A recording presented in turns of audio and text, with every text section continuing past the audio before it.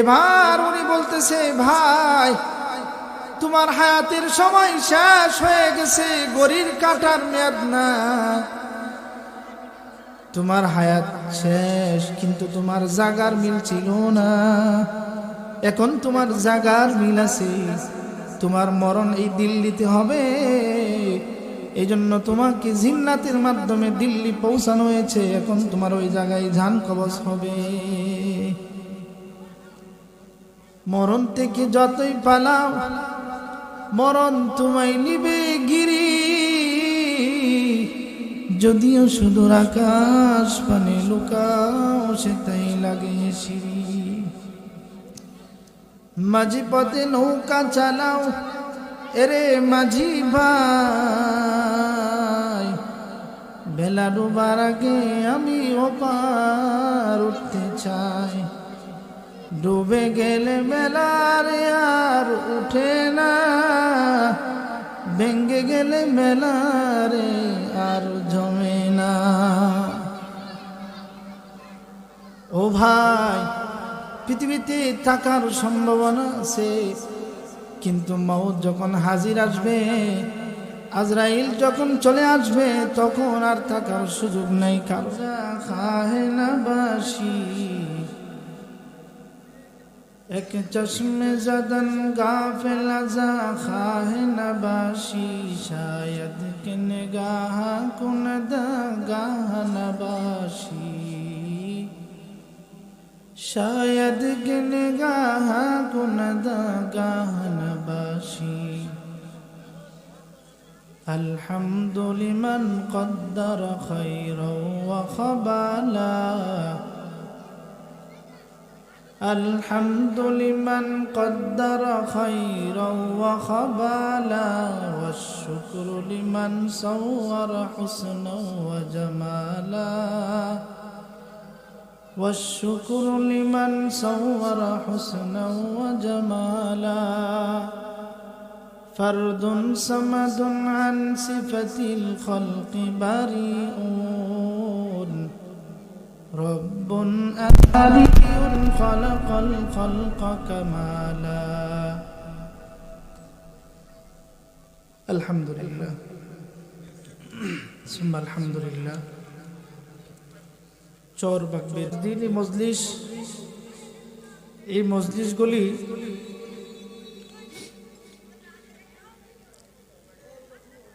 আল্লাহ তাআলা এমনভাবে চমকান যেই রকম ভাবে আসমানের চাঁদ চমকাইতে থাকে। এই জন্য আমি আরজ করব, যারা মাহফিলের প্যান্ডেলের বাহিরে আছেন, একটু অল্প সময়ের জন্য হলেও আপনারা মাহফিলের প্যান্ডেলের ভিতরে চলে আসেন। এলাকার যারা আছেন আপনাদেরকে উদারত আহ্বান, মাহফিলের সুন্দরার্থে, দ্বীনি আলোচনা শোনারার্থে আপনারা একটু প্যান্ডেলের ভিতরে চলে আসুন। আয়াতে কালিমা তেলাওয়াত করেছি, যে আয়াতে আল্লাহ পাক রব্বুল আলামিন বলেন, প্রত্যেক মানুষ মৃত্যু যখন আসবে, মৃত্যু নির্ধারিত, সময় আসলে আর থাকা যাবে না। যার যখন সময় আসবে, যার যখন ডাক আসবে, যত ব্যস্ততা আর যত জরুরত দেখান, যত ব্যস্ততায় দেখাইতে পারেন, মালাকুল মউতের ফেরেশতার হাত থেকে বাঁচা যাবে না।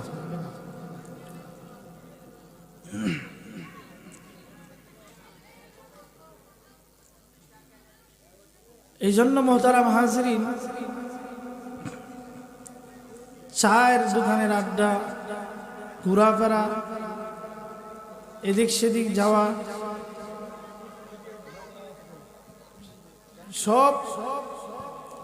সব দিকেই করা সম্ভব, কিন্তু এই মাহফিল তো আর প্রতিদিন হবে না। কি বলেন, প্রতিদিন হবে?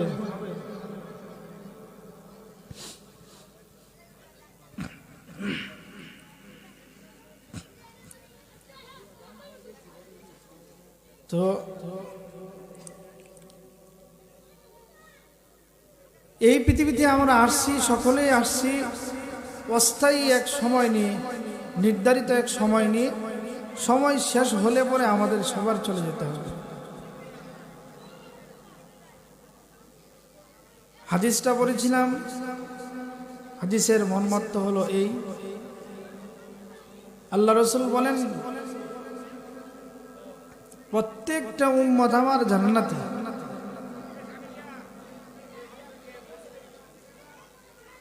কিন্তু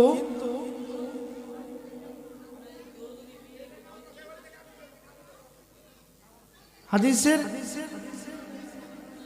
আল্লাহ রাসূল বলেন কুল্লু উম্মতি ইয়াদখুলুনাল জান্নাহ, সব উম্মত আমার জান্নাতি ইল্লা মান আবা, তবে কিছু উম্মত ছাড়া। কই কারা ছাড়া? ইল্লা মান আবা, যারা আমাকে অস্বীকার করে। সাহাবায়ে কেরাম জিজ্ঞাসা করলেন, ইয়া রাসূলুল্লাহ, যারা আপনাকে অস্বীকার করে তারা কারা?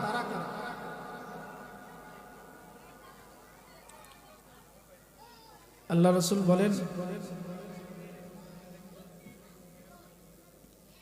যারা আমাকে অস্বীকার করে তারা আমাকে অস্বীকার করার কারণে জাহান্নামে যাবে। অর্থাৎ রাসূলের মতাদর্শে চলে না এমন বান্দা দুই ধরনের। একটা দল হচ্ছে দরদি, আরেক দল বিরোধী।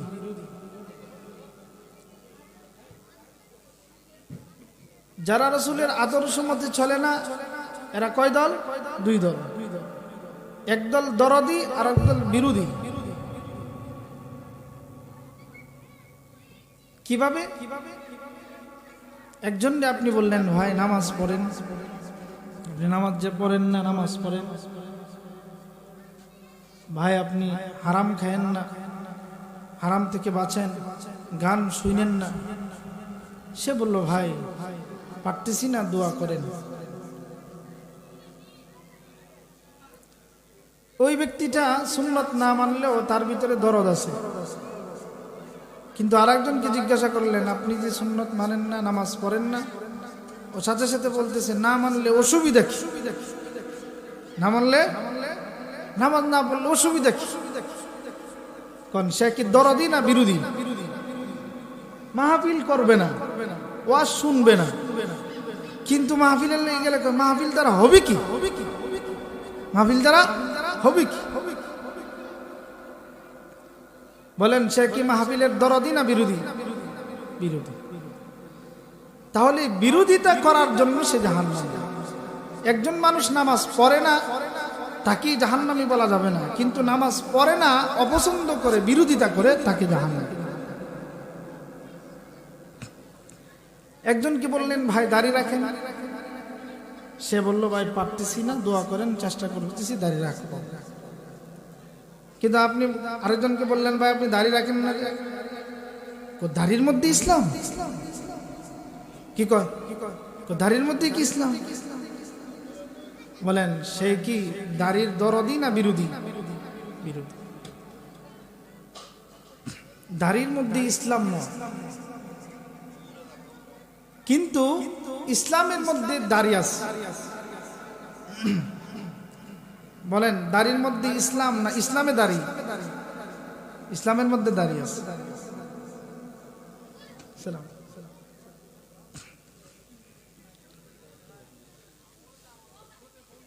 তো মুহতারাম হাজিরিন, আমরা ইসলাম বিরোধী হব না, ইসলামের দরদি হতে হবে।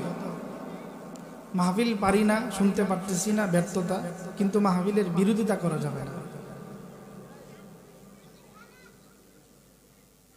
এই জন্য আসেন আলোচনায় আসি। আল্লাহ পাক রব্বুল আলামিন বলেন প্রত্যেক মানুষ তোমরা মরণশীল, সবাই তোমরা দুনিয়া থেকে বিদায় নিয়ে চলে যেতে হবে। কেউ যদি ইচ্ছা করেন যে টেক্কা ভাড়াটারা দিয়া আজরাইলের ঘুষ দিয়া আমরা দুনিয়াতে থাকবো, 2 দিনের সময় নেওয়া যাবে, পারা যাবে কি? পারা যাবে? হযরত আদম আলাইহিস সালাম হায়াত পাইছে 1000 বছর।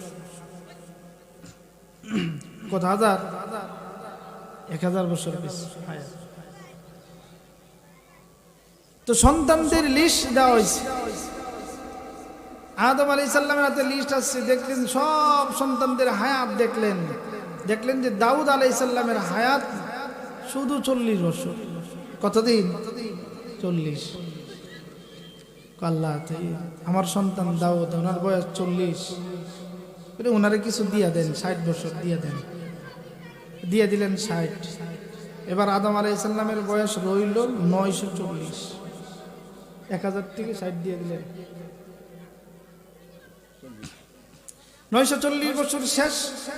মালাকুল মউতের দেখা, আপনার তো সময় শেষ হয়ে গেছে। না, আমার তো আরো 60 বছর বাকি আছে, কারণ আমি লিস্ট দেখেছি হায়াত আমার 1000।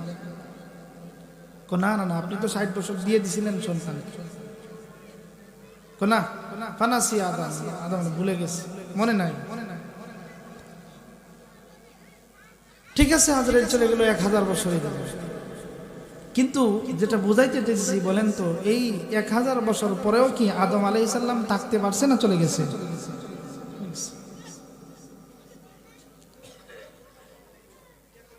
হযরত মূসা নবী পাওয়ারফুল নবী, খুব রাগী নবী ছিলেন। আজরাইল আসছে, তো চট দিছে, চোখ কানা হয়ে গেছে।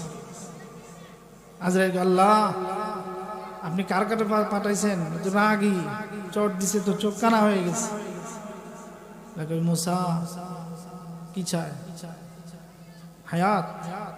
আমার নবীকে গিয়ে বলো, মূসা নবী একটা গাভীর উপরে হাত রাখবে, তার হাতের নিচে যতগুলি পশম, প্রত্যেক পশমের বিনিময়ে 1 বছর হায়াত দেওয়া।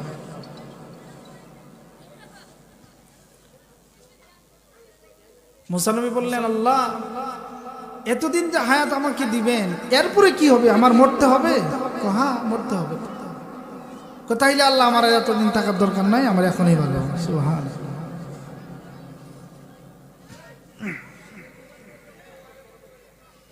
মওত এমন এক জিনিস রে বাবা, যেই মওতের সময় আসলে পরে পৃথিবীর কেউ দুনিয়াতে তাকা যাবে না।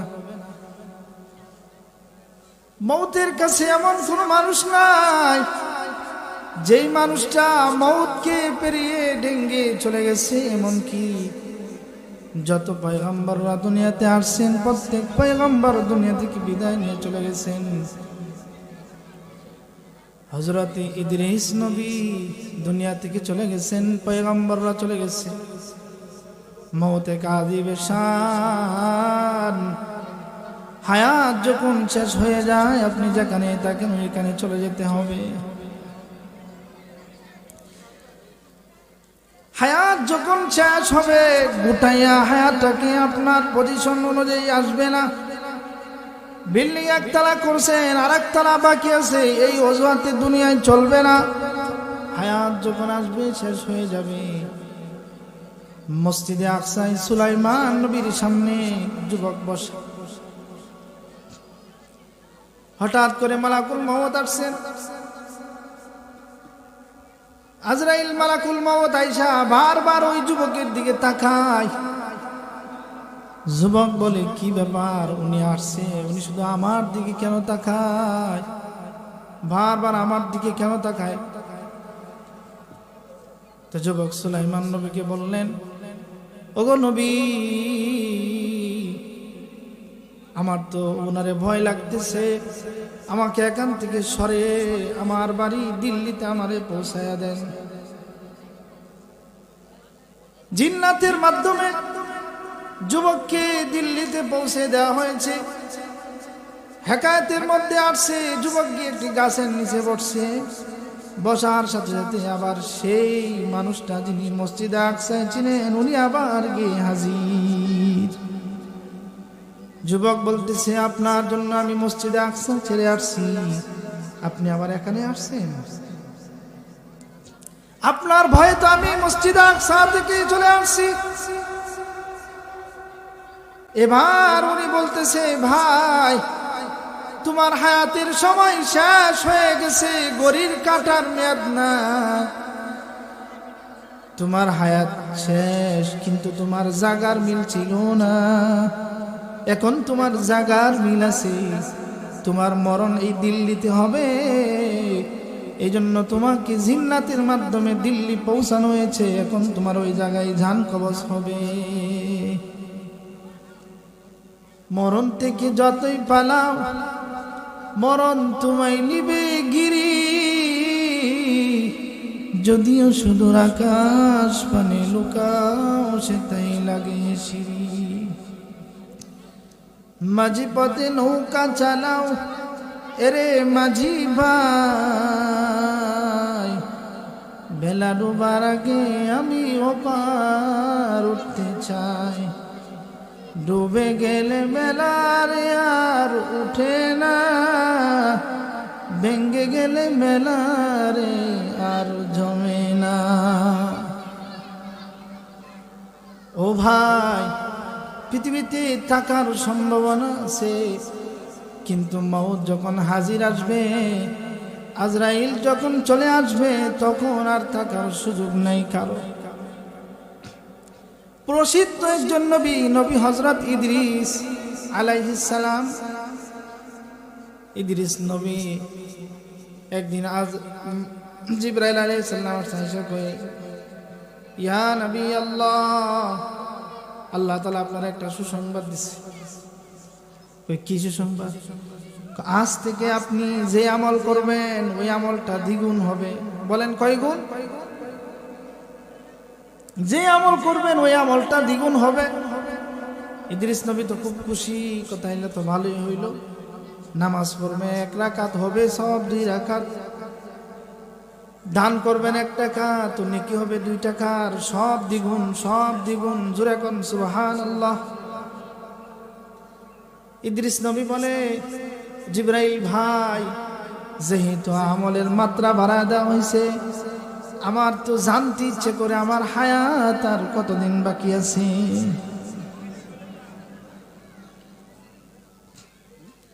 আমার আর সময় কতদিন বাকি আছে, আমার জানার দরকার। জিবরিল নবী বলেন, ও ইদ্রিস পয়গম্বর, হায়াত কতদিন জানা আছে এটা তো আমার কাজ না, ওইটা আজরাইলের কাজ। জোরে এখন কার কাজ? এটা মালাকুল মউতের কাজ, এটা আমার কাজ না। কোথাইলে চলো না একটু মালাকুল মউতের ফেরেশতার সাথে দেখা করতে যাই।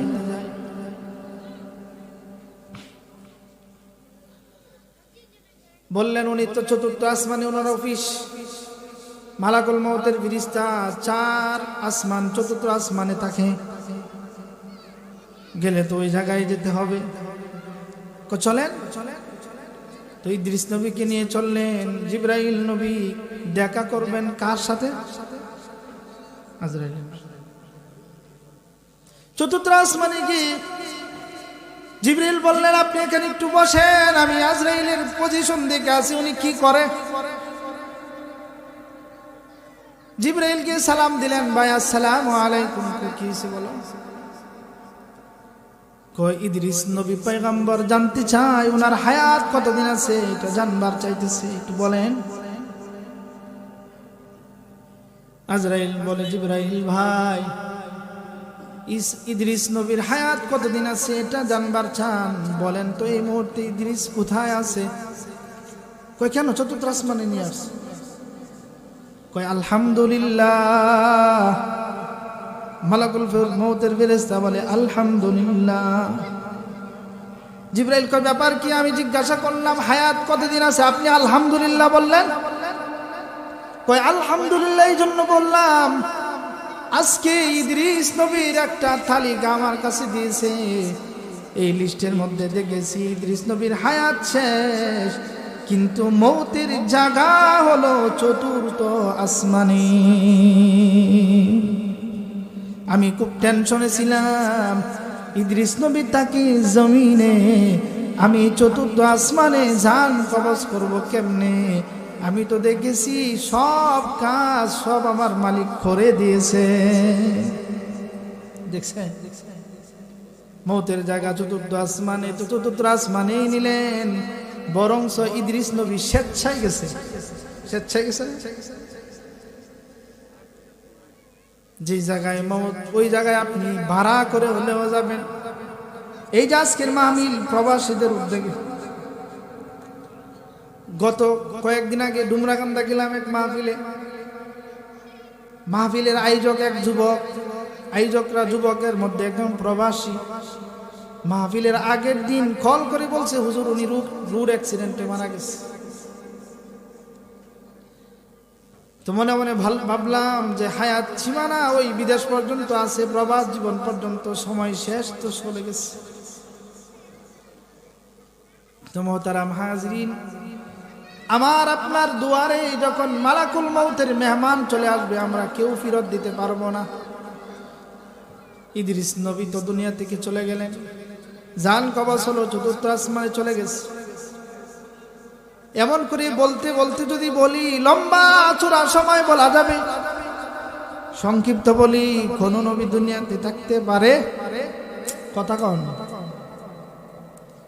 স্বয়ং আমাদের নবী, যে নবীকে না বানাইলে কিছুই বানাইতেন না, সৃষ্টিকুলের এক মহান মানব, যিনি উভয় জাহানের সরদার, যিনি সাইয়্যিদুল মুরসালিন, যিনি আল্লাহ পাক জিনাকে হাসরের মাঠে মাকামে মাহমুদ দিবেন, হাউজে কাউসার জিনাকে দিবেন। আল্লাহ বলেন, হাবিব, সমস্ত পৃথিবীর রব আমি আল্লাহ, এমন ভাবে সমস্ত পৃথিবীর সব কিছুর রহমত আপনি। জোরে কন্যা সুবহানাল্লাহ। জিনের নবী আপনি, গাছের নবী আপনি, সবার নবী আপনি, সব কিছুর নবী আপনি। কই আমি যেমন সবার রব, ঠিক তেমনি ভাবে আপনি সবার জন্য রহমত।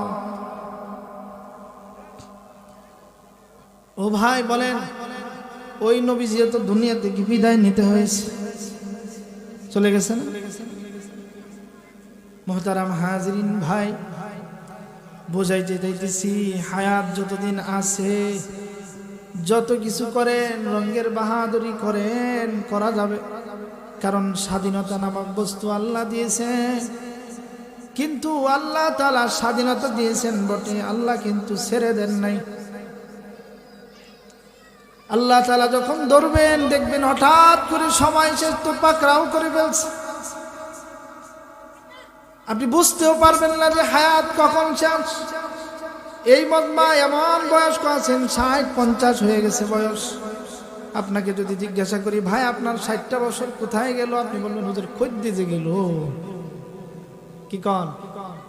ওনার জিগান, ভাই আপনার বয়সটা কেমনে গেছে? 90 বছর যে 50 বছর যে হয়ে গেল বয়স, কেমনে গেছে? কেমনে যে গেল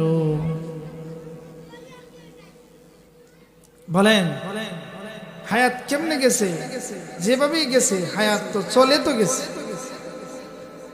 তো আল্লাহ তাআলা বলতেছেন, বান্দা তো বিদায় নিয়ে তো চলে আসবা, তো আসবা যে এখান থেকে যদি আপনি সফরে যান, এখান থেকে ঢাকা সফরে গেলে 3 দিন থাকবেন। তো 3 দিনের মধ্যে কি মাত্র 3 দিন সফরে নিয়তে যাবেন, এই জায়গায় গেলে দেখবেন লুঙ্গি গামছা নিয়ে যায় সাথে, সামারা, সময় মাত্র 3 দিন। তো যেখানে আপনি সারা জিন্দেগি থাকবেন, সমস্ত পৃথিবী সব কিছু ত্যাগ করে যে চলে যাচ্ছেন, আখিরাতের জিন্দেগি যে শুরু করতেছেন, সেখানে যে অনাদিকাল থাকবেন, সেখানে তো কিছু নেওয়া লাগবে নাকি?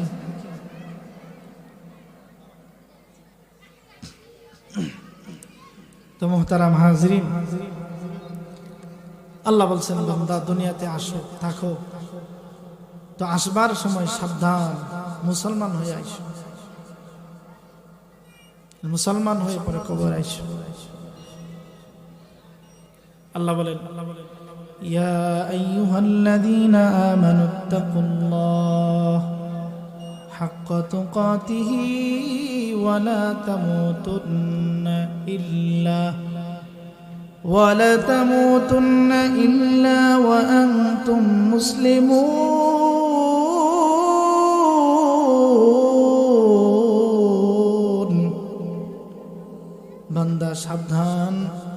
আল্লাহকে ভয় করো, ভয় করে পরে মুসলমান হয়ে পরে কবরে আইসো।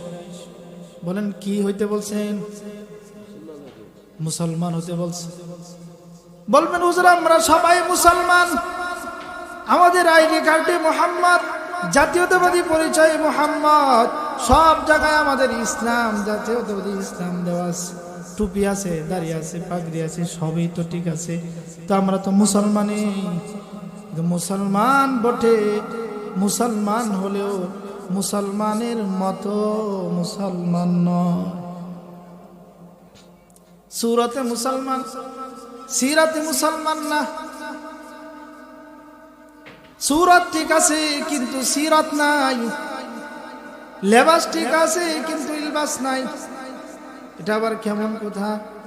সবই তো ঠিক আছে, আইডি কার্ডের নামও মুসলমান, কিন্তু মুসলমান আব্দুর রহমান নাম রাখছে এটি, কিন্তু কাজ তো আব্দুর রহমানের নাই।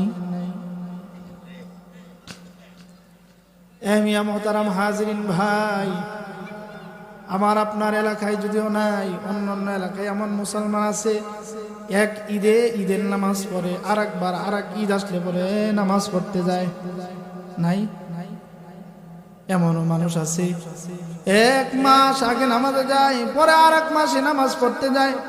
এক শুক্রবারে 2 রাকাত নামাজ পড়ে মসজিদ থেকে বের হয়, ওই লোকটা আবার পরের শুক্রবার আসলে আবার 2 রাকাত জুমা পড়ে আবার বের হয়ে যায়। এমন মানুষ নাই? তো মাঝখানের যে নামাজ আছে এগুলি কে পড়বে? হুজুর কে পড়বে? দায়িত্ব দিয়া রাখছি, আমগো মসজিদের ইমাম সাহেব পড়বে। কে পড়বে? মসজিদের ইমাম সাহেব পড়বে। मोहतरम हाजिरीन, हम मुसलमान हैं मगर हम मुसलमान नहीं है, हम ईमान है मगर हम मोमिन कामिल नहीं है। मुसलमान आছি ঠিক কিন্তু আমরা খাদু মুসলমান। আল্লাহ বলছেন বান্দা সাবধান, কবরে আসবা মুসলমান হয়ে কবরে আইসো, অন্যথায় কিন্তু আমার কবর তোমার সাথে আচরণ ভালো করবে না।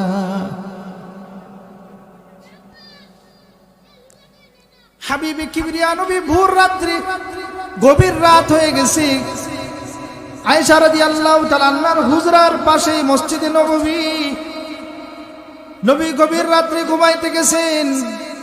নবী বলেন মুহাম্মদ যদিও ঘুমায়, মুহাম্মাদের চোখ ঘুমাইতে পারে, অন্তর ঘুমায় না। অন্তর সজাগ থাকে। মুহাম্মদ সাল্লাল্লাহু আলাইহি সাল্লাম রুমের মধ্যে শুয়ে আছেন, চোখ দুইটা বন্ধ, গভীর রাত। নবী বলেন হঠাৎ করে দেখি আমার কানের মধ্যে কান্নার আওয়াজ আসতেছে। আমি মুহাম্মদ ঘুম থেকে উঠলাম, কে রে কান্নার আওয়াজ করতেছে? কোথায় থেকে কান্নার আওয়াজ আসে? মসজিদে এত রাত হয়ে গেছে, গভীর রাতে কে কান্দে?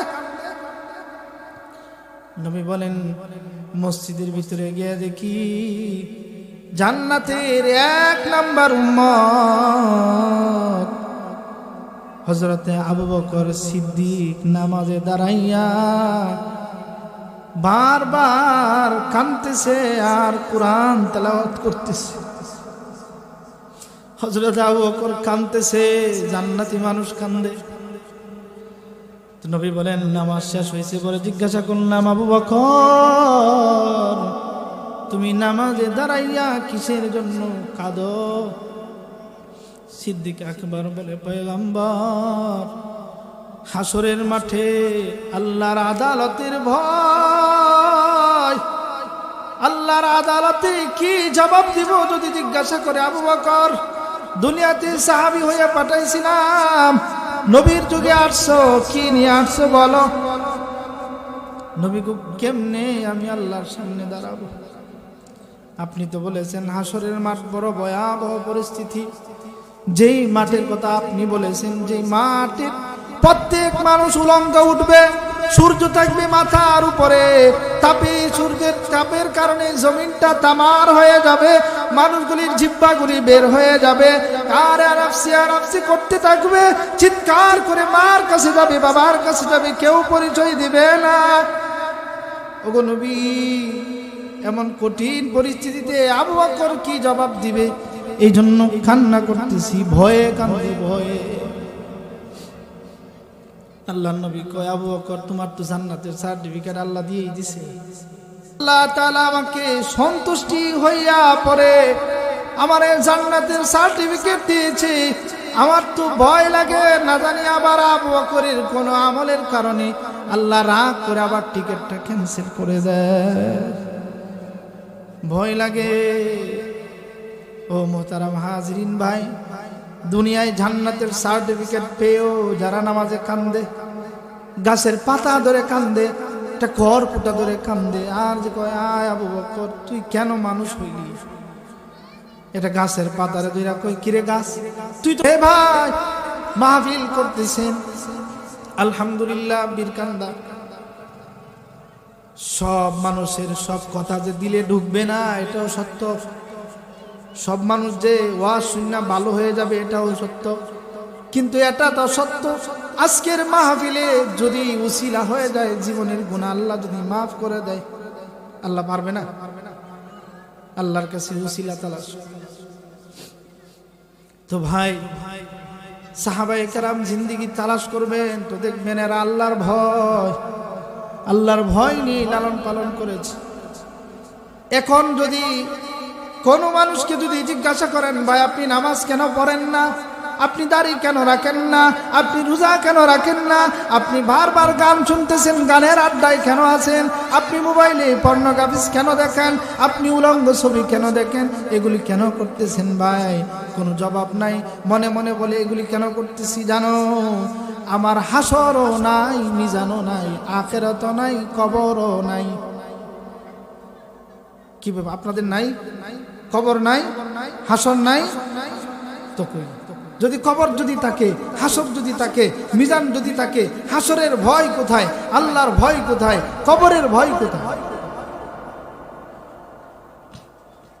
বলেন হুজুর এটা কি নগদ, এটা তো বাকি। আল্লাহ বর্তমানে আমার নিজের নফসের কথা আমি নিজে বলি, আপনাদেরকে বয়ান করি ঠিক, কিন্তু আমার নিজের মধ্যেই খুলুসিয়ত নাই। গুনাহের মজমা চলছে, গানের আড্ডা বেশি বেশি চলছে। আজকে যদি এখানে এই জায়গায় যদি শুধু নাম চেঞ্জ করে যদি নাটকের মঞ্চ যদি করতেন, দুপুরে খাওয়ার পরে দেখতেন স্টেজের মধ্যে এসে বসে বসে, ঠিক না বেটি? কন্যা দিই,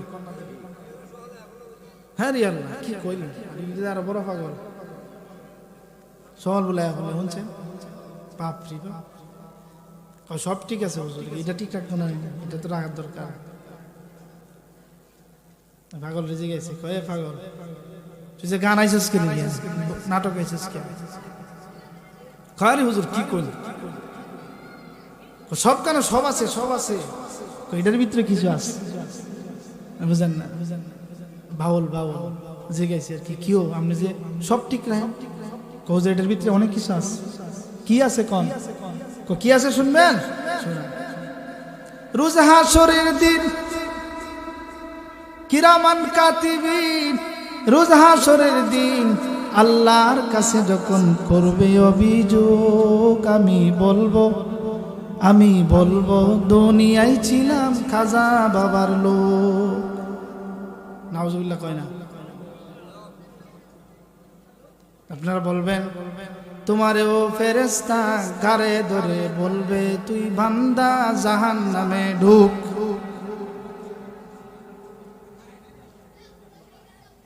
আমার আপনার গজল হবে কিরামান কাতিবিন, রোজ হাসরের দিন আল্লাহর কাছে যখন করবি অভিযোগ, আমি বলবো দুনিয়ায় ছিলাম মুহাম্মদের লোক। মুহাম্মদ সাল্লাল্লাহু আলাইহি ওয়াসাল্লাম।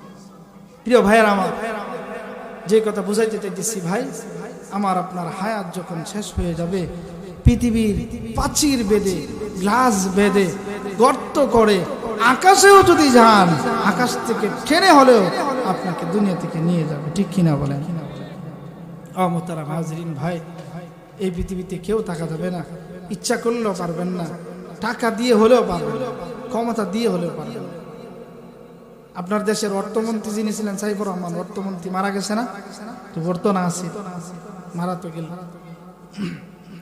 কত পিছনে, একটু পরে দেন 5 মিনিট। তো কত মানুষই তো দুনিয়া থেকে বিদায় নিয়ে চলে গেছে। এর তো পাওয়ারফুল ব্যক্তি ছিল যারা, নমরুদ, ফেরাউন, হামান, কামান, হো আজকে চিত্তই রয়েছে একটা যারা মিশরে। কই বাহাদুরে তো কিছুই রইল না। তো মোহতারাম হাজরিন, আল্লাহ তাআলা এই যে আমরা পাপ করি, আমরা অন্যায় করি, এত কিছু করি, এত পাপ করতেছি, এরপরেও আল্লাহ গজব দিতেছে না, আল্লাহ আমাদেরকে গজব দিচ্ছেন না। এর কারণ শুধুমাত্র একটা, শুধুমাত্র একটা, শুধুমাত্র একটা, হাবিবের উম্মত হওয়ার কারণ। অন্যথায় আমরা যে পাপ করতেছি, যেই অনাচার করতেছি, যেই অবিচার করতেছি, যেই জুলুম করতেছি, এই পাপ আমাদের জাহিলি যুগের চাইতে আরো পারিয়ে গেছে। শুধুমাত্র হাবিবের উম্মত হওয়ার কারণে আমাদেরকে আল্লাহ বাঁচিয়ে দিয়েছে। মুহতারাম হাজরিন, এতক্ষণ পর্যন্ত যে কথাগুলি হয়েছে, মুখতাসার কথাগুলি বললাম, আল্লাহ পাক রব্বুল আলামিন আমার আপনার জীবনটাকে মুসলমান হয়েই কবরে যাওয়ার তৌফিক আল্লাহ দান করুক। জোরে বলেন। ও মুহতারাম হাজরিন, আজকের এই মাহফিলে তারা থাকবেন, শেষ পর্যন্ত থাকার চেষ্টা করবেন, মাহফিলের সৌন্দর্য বজায় রাখার চেষ্টা করবেন। এখনই এশার আজান হবে, এশার পরে নাচ জামাত হবে, জামাতের পরে আবার আমাদের কার্যক্রম থাকবে ইনশাল্লাহ। আসসালামু আলাইকুম রহমতুল্লাহি ওয়া বারাকাতুহু ওয়া মা আলাইনা ইল্লাল বালাগ।